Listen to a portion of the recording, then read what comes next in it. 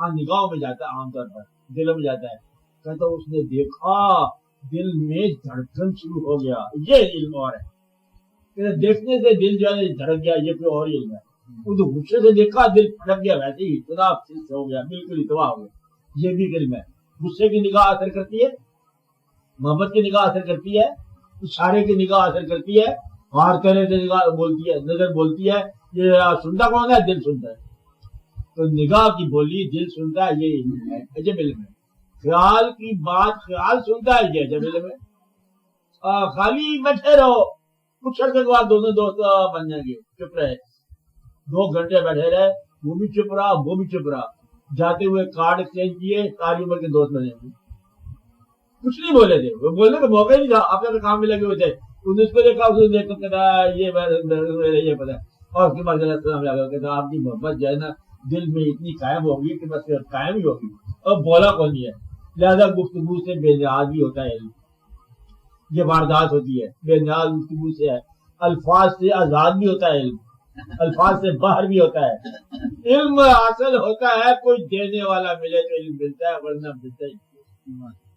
تو علم جو ہے دینے والے کی مزاج اور اس کی مہربانی کا نام ہے. علم کیا ہے؟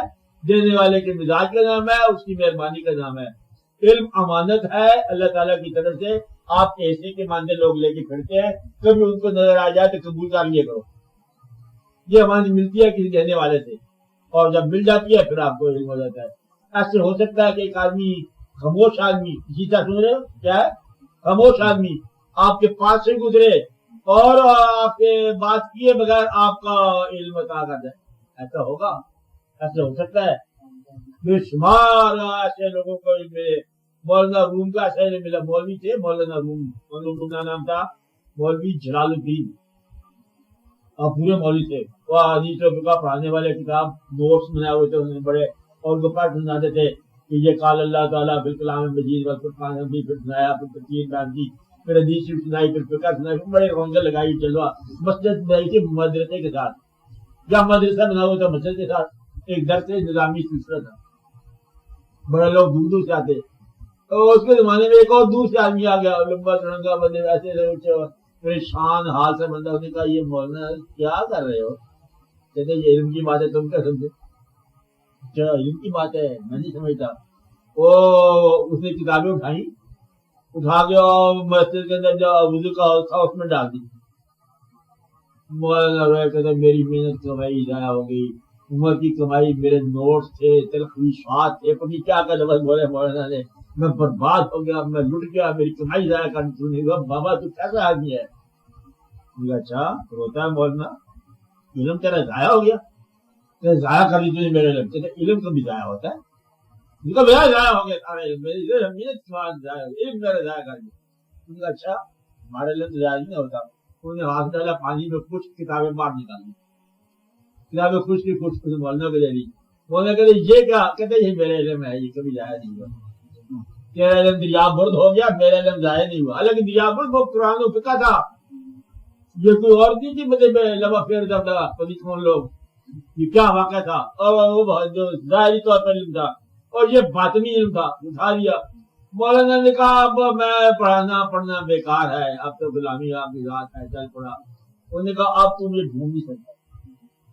غائب ہو گیا، چلا گیا، ناراض ہو کے چلا گیا کہ تو نے میرا استقبال صحیح نہیں کیا.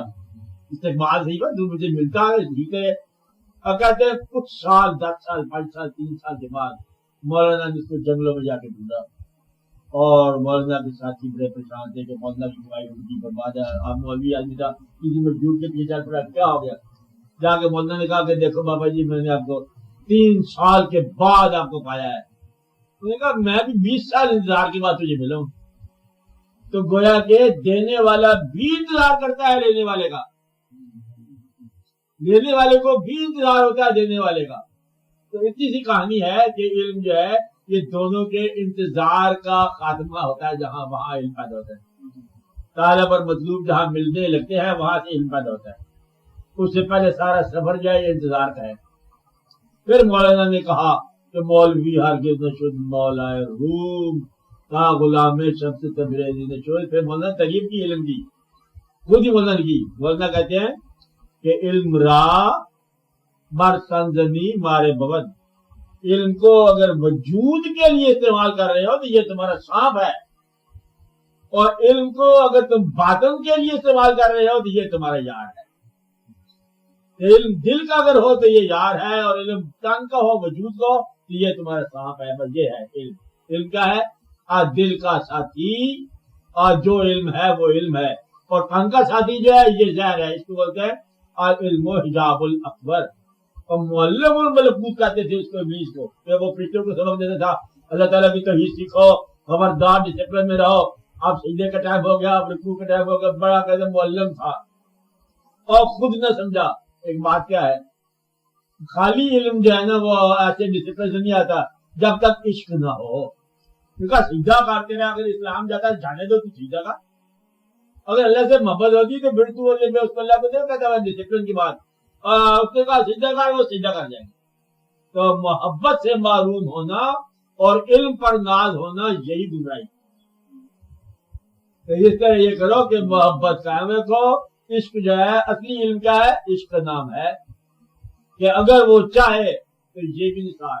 تو جب حضور پاک صلی اللہ علیہ وسلم نے پوچھا صحابہ کرام سے کہ تم لوگوں کو سمجھ آ گئی اسلام کیا ہے، انہوں نے بڑی ساری باتیں دہرانی تھی نا، کہ ہم کو سمجھ آئی اسلام جو ہے اللہ تعالیٰ کی توحید کو ماننا، اللہ کے رسالت کو، آپ کی رسالت کو ماننا، اور یہ ساری باتیں ماننا، فرشتوں پر ایمان لانا، سب سبق یاد ہو گیا۔ ہم نے کہا ٹھیک تو سمجھ آ گئی اسلام کی، اور کی بات جہاد کرنا، یہ کرنا سب۔ ایک آواز آئی کہ یہ ہم تو یہ سمجھے ہیں ایمان یہ ہے، ایمان بھی آپ پر نثار ہے۔ ہم نے کہا یہ ہے بات۔